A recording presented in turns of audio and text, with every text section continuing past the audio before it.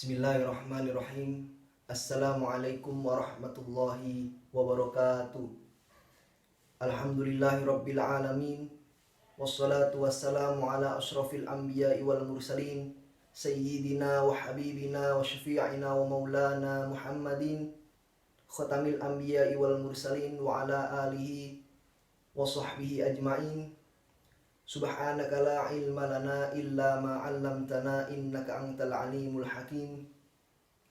Rabbi shrah li sadri wa yassir li amri wahlul 'uqdatam min lisani yafqahu qawli, amma ba'du. Alhamdulillahirabbil alamin. Puji serta rasa syukur atas kehadirat Allah Subhanahu wa taala yang telah memberikan nikmat kepada kita, baik nikmat dalam bentuk zahir maupun nikmat dalam bentuk batin. Doa harapan kita dengan selalu dan pandai bersyukur kepada Allah, senantiasa Allah limpahkan taufik hidayahnya kepada kita, sehingga dapat kita bergunakan dengan sebaik-baiknya dalam rangka beribadah kepada Allah Subhanahu wa ta'ala. Salawat teriring salam semoga tetap tercurahkan kepada junjungan Nabi besar Muhammad sallallahu alaihi wasallam, pada keluarganya, kepada sahabatnya, hingga para pengikutnya. Mudah-mudahan kita semua mendapatkan syafaat di hari akhir nanti. Amin amin ya rabbal alamin. Perkenalkan, nama saya Zaka Afif Mu'tasim. Saya mahasiswa dari Institut Perguruan Tinggi Ilmu Al-Quran Jakarta, jurusan Komunikasi Penyiaran Islam atau KPI.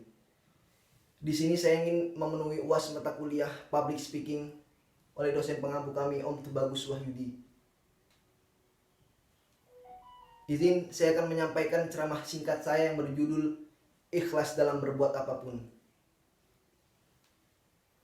Ikhlas di sini berasal dari bahasa Arab, yaitu akhlasa, yang berarti bersih, suci, dan murni. Ikhlas memiliki arti lain, yaitu mengerjakan sesuatu perbuatan semata-mata hanya karena Allah Subhanahu wa ta'ala. Allah Subhanahu wa ta'ala berfirman di dalam surah Al-An'am ayat 162, A'udzubillahi minasyaitonirrajim. Bismillahirrahmanirrahim. Qul inna salati wa nusuki wa mahyaya wa mamati lillahi rabbil alamin. Yang artinya, sesungguhnya salatku, ibadahku, hidup dan matiku hanya pada Allah, Tuhan semesta alam. Pada ayat ini sangat jelas bahwa setiap aktivitas, setiap perbuatan yang kita lakukan hendaknya semata-mata karena Allah Subhanahu wa ta'ala. Maka dari itu, saya mengajak kepada kalian semua, khususnya diri saya pribadi, untuk setiap perbuatan, setiap aktivitas yang kita lakukan hendaknya karena Allah Subhanahu wa ta'ala. Baik, saya akan menjelaskan 3 konteks ikhlas dalam kehidupan. Yang pertama, konteks ikhlas dalam beribadah. Beribadah merupakan bentuk taqarrub kepada Allah Subhanahu wa ta'ala atau mendekatkan diri kepada Allah Subhanahu wa ta'ala dengan menjalankan perintah-perintahnya.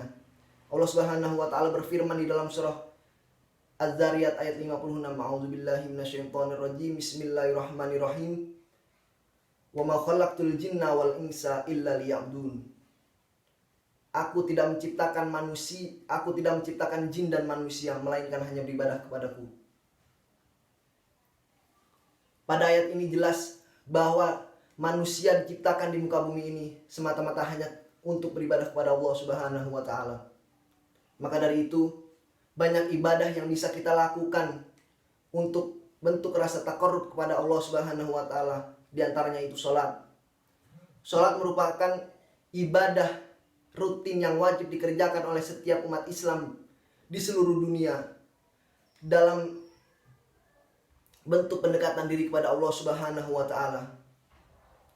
Sholat di sini adalah gerakan yang diawali oleh takbiratul ihram dan diakhiri dengan salam dengan rukun dan syarat tertentu. Sholat amatlah sangat penting untuk setiap umat Islam, karena as-sholatu imaduddin.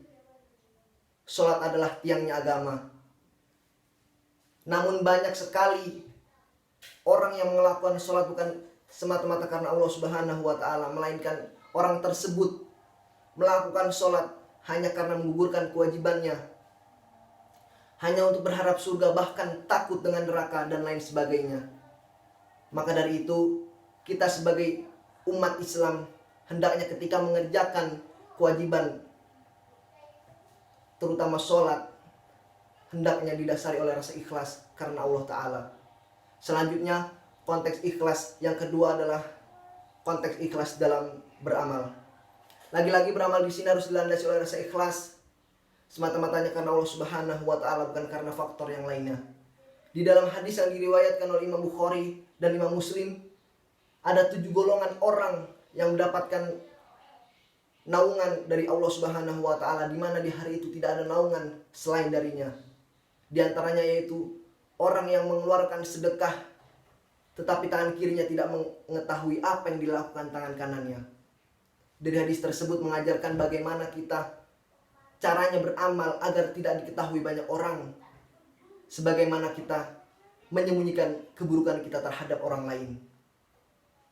Namun maka dari itu, ketika kita beramal, hendaknya jangan sekali-kali memiliki pemikiran ingin dipuji orang lain, ingin dilihat orang lain.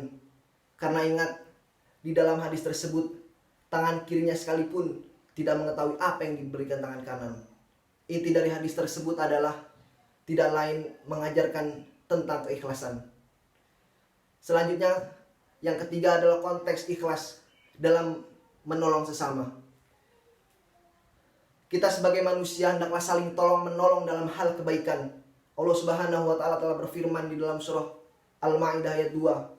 A'udzubillahi minasyaitonirrajim. Wa ta'awanu 'alal birri wat taqwa wa la ta'awanu 'alal itsmi wal 'udwan wattaqullaha innallaha syadidul 'iqab. Dan tolong menolonglah kamu dalam hal kebajikan dan takwa. Jangan tolong menolong kamu dalam hal dosa dan permusuhan. Bertakwalah pada Allah, sungguh Allah sangat berat siksanya. Dari ayat tersebut, Allah selalu mengingatkan kepada hamba-hambanya untuk selalu berbuat baik kepada manusia. Menolong sesama manusia hendaknya selalu dengan rasa ikhlas lillahi ta'ala. Bukan karena ingin dipuji, bukan ingin dilihat kebaikannya, apalagi sampai mengungkit-ungkitnya. Na'udzubillah min dzalik. Maka dari itu, saya mempunyai 2 kunci ikhlas, yaitu lakukan kemudian lupakan. Mudah-mudahan kita semua termasuk di dalam orang-orang yang selalu ikhlas di dalam berbuat apapun. Sekian ceramah singkat dari saya. Mudah-mudahan mendapatkan manfaat. Jika ada kata-kata yang salah dari saya, mohon dibukakan pintu maaf yang sebesar-besarnya. Kesalahan sudah pasti ada di dalam diri saya, karena kesempurnaan hanya milik Allah Subhanahu wa Ta'ala. Akhirul kalam, wassalamualaikum warahmatullahi wabarakatuh.